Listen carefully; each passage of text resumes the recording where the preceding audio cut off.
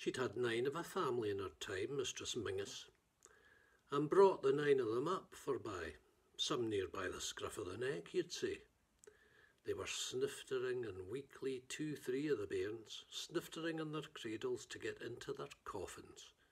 But she'd shake them to life and dose them with salts and feed them up till they couldn't but live.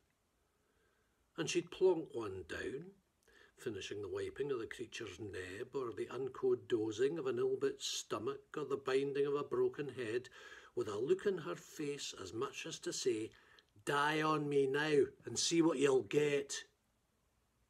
Big bone she was by her 40th year, like a big roan mare, and if ever she was bonny 'twas in Noah's time, Jock Mingus, her eldest son, would say.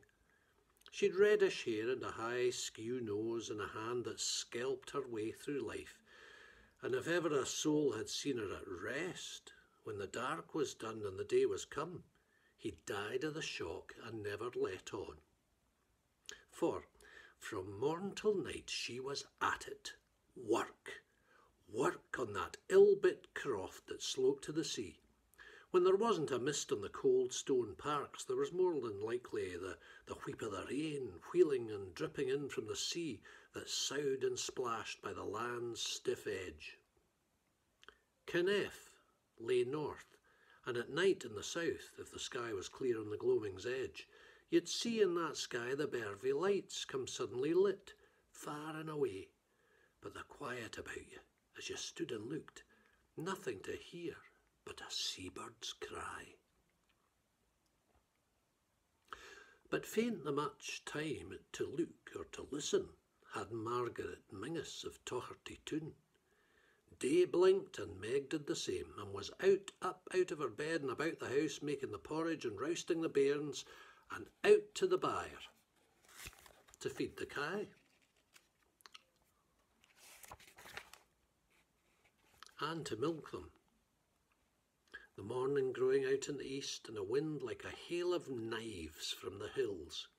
Syne back to the kitchen again she'd be, and catch Jock, her eldest, a clout in the lug, and that he hadn't roused up his sisters and brothers, and rouse them herself, and feed them and scold, pull up their breeks, and straighten their frocks, and polish their shoes, and set their caps straight. "Off you get, and see you're not late," she would cry, "and see you behave yourselves at the school, and tell the Dominie I'll be down the night to ask him what the mischief he meant by leathering Jeanie and her not well." They'd cry, "Aye, mother," and go trotting away, a fair flock of the creatures, their faces red scoured, her own as red, like a meikle roan mare's.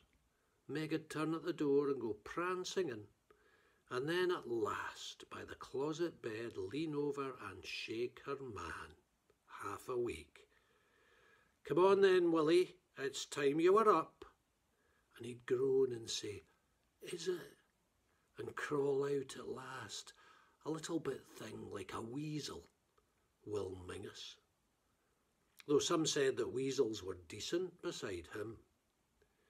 He was drinking himself into the grave, folk said, as coarse a little brute as you'd meet, bone lazy forby, and as sly as sin. Rampageous and ill with her tongue though she was, you couldn't but pity a woman like Meg tied up for life to a thing like that. But she'd more than a soft side still to the creature. She'd half scalp the backside from any of the bairns she found in the telling of a small bit lie. But when Mingus would come paking in of a noon and groan that he was fair tashed with his work, he'd mended all the lay fence that day, and he doubted he'd need to be off to his bed. When he told her that, and had ta'en to the blankets, and maybe in less than the space of an hour, she'd hold out for the kye and see that he'd lied. The fence neither mended nor letting a be, she'd just purse up her meikle wide mouth and say nothing. Her eyes with a glint as though she half laughed. And when he came drunken home from a mart, she'd shoo the children out of the room and take off his clothes and put him to bed with an extra nip to keep off the chill. She did half his work in the Tocherty parks. She'd yoke up the horse and the shalty together and kilt up her skirts till you'd see her great legs and cry, "Whish!" like a man and turn a fair drill. The seagulls cawing in a cloud behind, the wind in her hair and the sea beyond, and Mingus, with his sly-like eyes, would be off on some drunken ploy to Kneff her stone hive. Man, you couldn't but think as you saw that steer it was well that there was a thing like marriage. Folk held together and couldn't get apart, else a black lookout it well would be for the fusionless creature of Tocherty Toon. Well, he drank himself to his grave at last. Less smell on the earth, if maybe more in it. But she broke down and wept. It was awful to see. Meg Mingus weeping like a stricken horse, her eyes on the dead, quiet face of her man. And she ran from the house. She was gone all that night, though the bairns cried and cried her name up and down the parks and the sound of the sea. But next morning they found her back in their midst, brisk as ever, like a great bone mare, ordering her here and directing there, and a fine feed set the next day for the folk that came to the funeral of her orra man. She'd 4 of the bairns at home when he died. The rest were in kitchen service or feed. She'd seen to the settling of the quines herself, and twice when 2 of them had come home complaining like of their mistress's ways, she'd thrashen the quines and taken them back, near scared the life from the doctor's wife, her that was mistress to young Jean Mingus. "I've scalped the lassie and brought you her back, but don't you ill use her, or I'll scalp you as well." There was a fair speak about that at the time.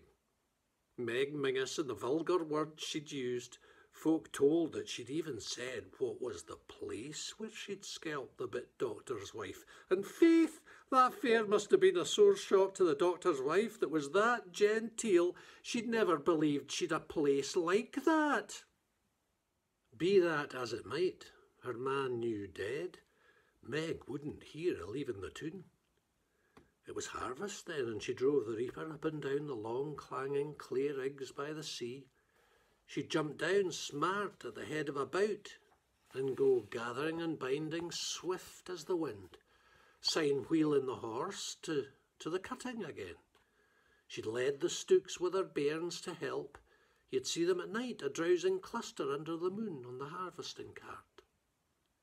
And through that year and into the next, and so till the speak died down in the how, Meg Mingus worked the Tocherty Toon, and faith, her crops came none so ill.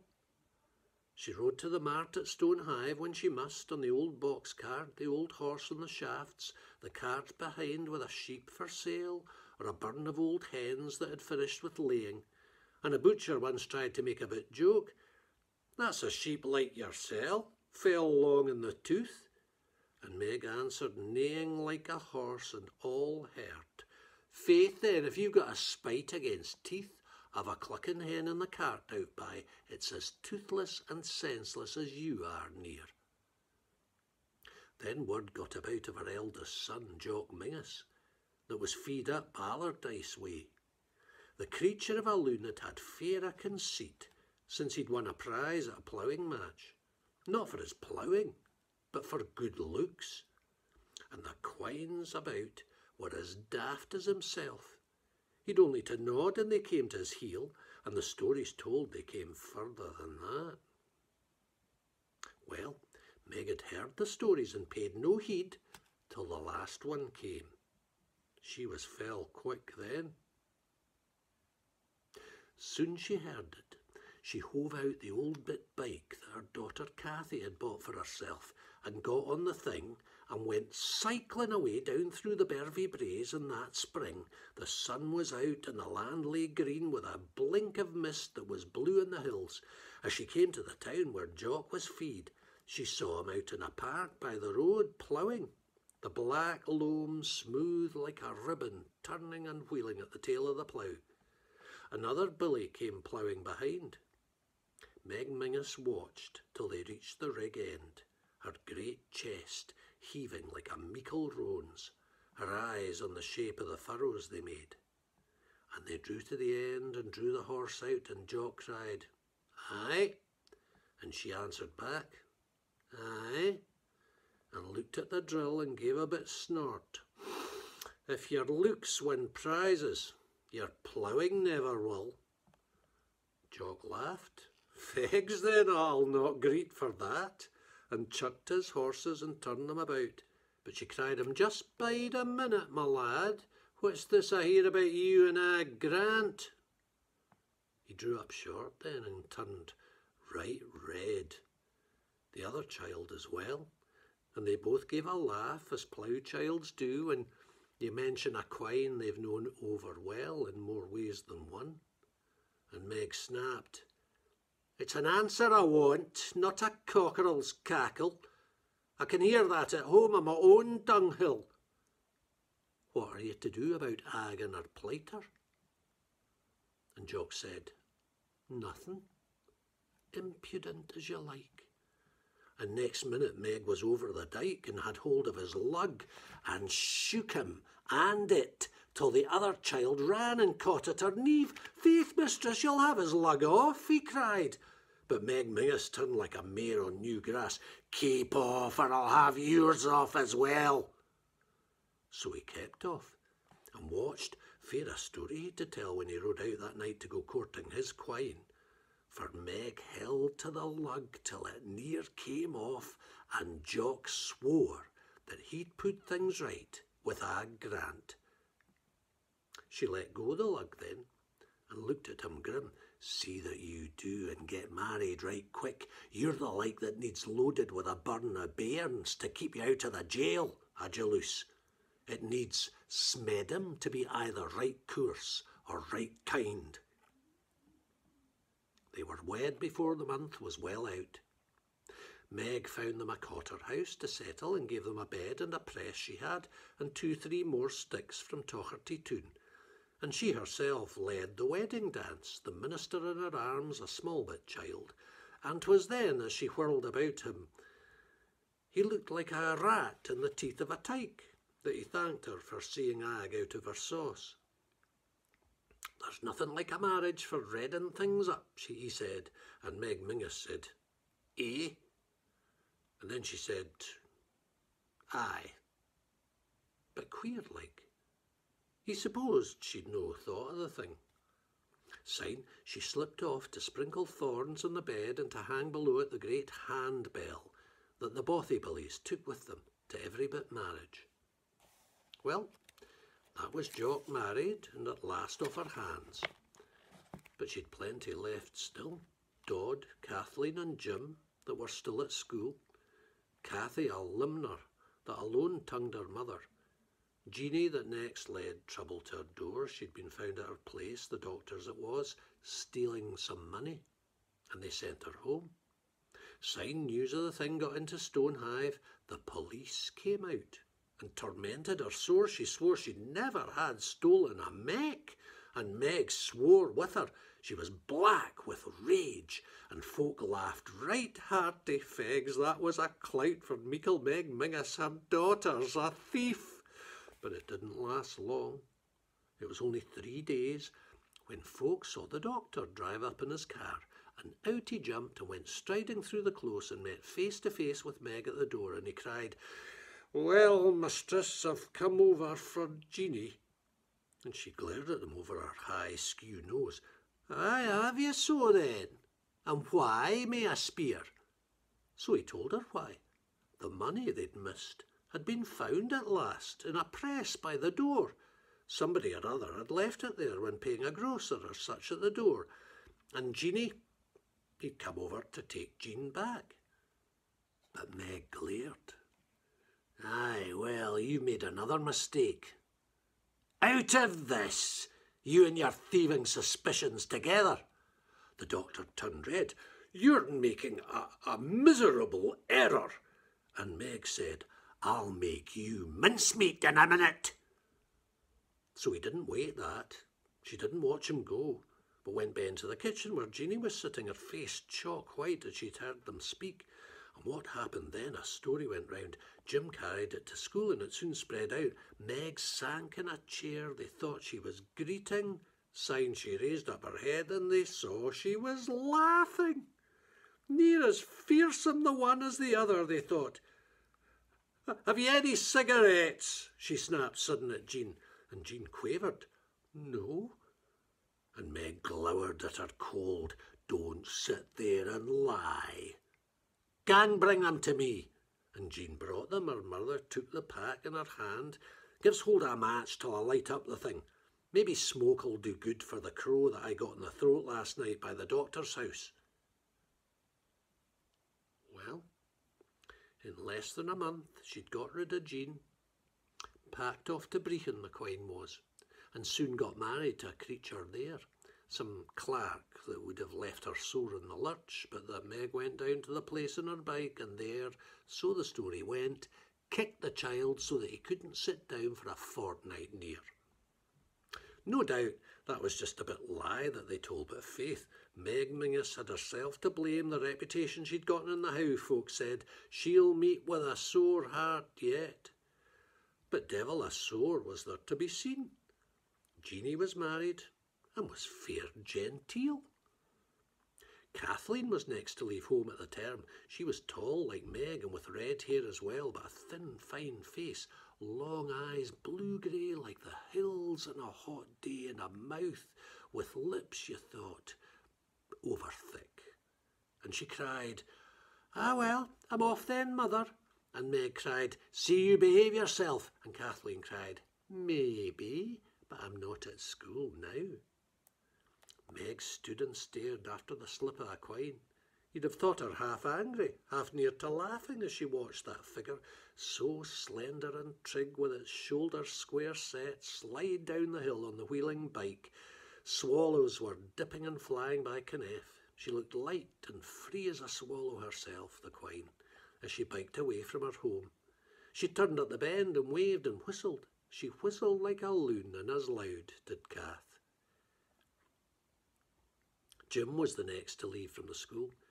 He bided at home and he took no fee. A quiet like loon, and he worked the tune. And wonder of wonders, Meg took a rest. Folk said that age was telling a bit on even Meg Mingus at last. The grocer made hints at that one night, and Meg answered up smart as ever of old. "Damn the age, but I've finished the trochel of the bairns at last. The most of them married are still over young. I'm as swack as ever I was, my lad, but I've just got the notion to be a bit sweer." Well, she'd hardly begun on that notion when, faith, ill the news came up to the place from Zajac. Kathleen, her quine that was feed down there, she'd ta'en up with some coarse old child in a bank. He'd left his wife. They were off together, and she but a bare 16-year-old. And that proved the truth of what folk were saying. Meg Mingus, she hardly paid heed to the news. Just gave a bit laugh, like a neighing horse, and went on with the work of park and byre, cool as you please. Aye, getting fell old. No more was heard of the quine or the man till 2 years or more had passed, and then word came up to the Tocherty. Someone had seen her, and where d'ye think? Out on a boat that was coming from Australia. She was working as stewardess on that bit boat, and the child that saw her was young John Robb, an emigrant back from his uncle's farm, near starved to death he'd been down there. She hadn't met in with him till near the end, the boat close to Southampton the evening they met, and she'd known him at once, though he not her. She'd cried, "John Robb," and he'd answered back, "Aye," and looked at her canny in case it might be the creature was looking for a tip from him. Syne she laughed. "Don't you know me then, you gowk? I'm Cathy Mingus. You knew long syne. It was me ran off with a banker from Zajac." He was clean dumbfounded, young Rob, and he gaped, and then they shook hands and she spoke some more, though she hadn't much time. They were serving up dinner for the first-class folk, aye, dirt that are ready to eat and drink. "If ever you get near to Tocherty Toon, tell Meg I'll get home and see her sometime." Ta-ta. And then she was off with a smile. Young Rob, he stood and he stared where she'd been. He thought her the bonniest thing he'd seen all the weary weeks that he'd been from home. And this was the tale that he brought to Tocherty.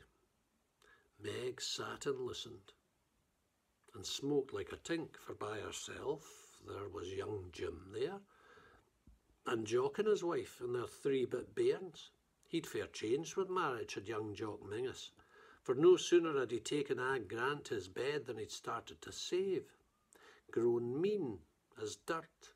In a 3-4 years he'd finished with feeing. Now he rented a fell big farm himself. Well stocked it was, and he'd feed 2 men. Jock himself had grown thin in a way like his father, but worse, his bothy child said. Old Mingus at least could take a bit dram and get lost to the world. But the son was that mean he might drink rat poison and take no harm. 'Twould feel at home in a stomach like his. Well, that was Jock, and he sat and heard the story of Kath and her say on the boat. Aye, still a coarse bitch, I've not a doubt. Well, if she never comes back to the Mearns, in Segget, you cannot but redden with shame when a body will ask, was that Kath Mingus your sister? And Ag, she'd grown a great sumph of a woman. She nodded to that. It was only too true, a sore thing it was on decent bit folks that they should have any relations like Kath. But Meg just sat there and smoked and never said a word, as though she thought nothing worth a yea or a nay. Young Rob had fair ta'en a fancy to Kath, and he near boiled up when he heard Jock speak, him and the wife that he'd married, from her shame. So he left them short and went raging home and wished for one that Kath would come back. A summer noon as he cycled home, snipe were calling on the Auchendreich moor, where the cattle stood with their tails a-switch, the grampians rising far and behind. Kinrady spread like a map for show, its ledges veiled in a mist from the sun. You felt on that day a wild, daft unease, man, beast and bird, as though something were missing and lost from the world. And Kath was the thing that John Rob missed. She'd something in her that minded a man of a house that was builded upon a hill. Folk thought that maybe the last they would hear of young Kath Mingus and her ill-getted ways. So, fair stammy gastard they were, with the news she'd come back to the Mearns. She was down in Stonehive in a grocer's shop, as calm as could be, selling out tea and cheese and such like, with no blush of shame on her face at all, to decent women that were properly wed and had never looked on men but their own, and only on them, with their braces buttoned. It just showed you the way that the world was going to allow an ill quine like that in a shop.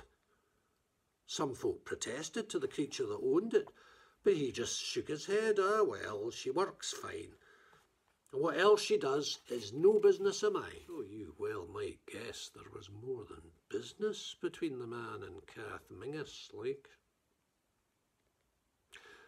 And Meg heard the news and went into Stonehive, driving her shalty, and stopped at the shop, and some in the shop knew who she was and was minded the things she'd done long syne to the other bit bairns of hers that went wrong, and they waited with their breaths held up with delight. But all that Meg did was to nod to Kath. Aye, well then, it's you. Aye, mother, just that. 2 pounds of syrup and see that it's good. And not another word passed between them. Meg Mingus, that once would attain such a quine, and scalped her to rights before you could wink. Going home from Stonehive, she stopped by the farm where young Rob was feed. He was out in the hayfield coaling the hay, and she nodded to him, grim with her high horse face. What's this I hear about you and Kath Mingus? He turned right red, but he wasn't ashamed.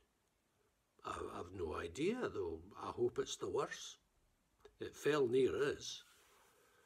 Then I wish it was true she might marry me. Then, as I've prigged her to do. Oh, have you so then? Said Meg, and drove home as though the whole matter was a nothing to her. But next Tuesday, the postman brought a bit note, from Cathy it was, to her mother at Tocherty. Dear Mother, John Rob's going out to Canada and wants me to marry him and go with him.